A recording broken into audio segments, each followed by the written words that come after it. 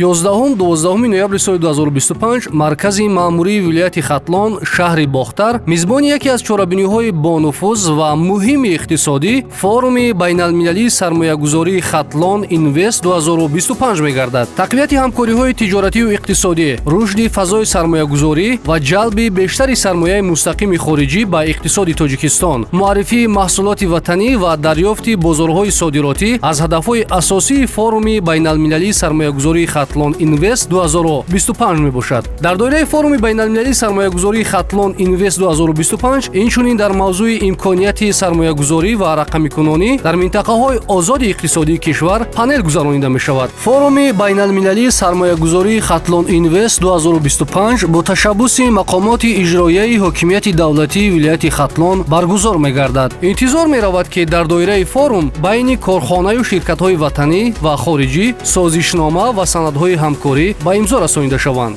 Марҳабо ба Форуми Байналмилалии сармоягузории Хатлон ИНВЕСТ-2025.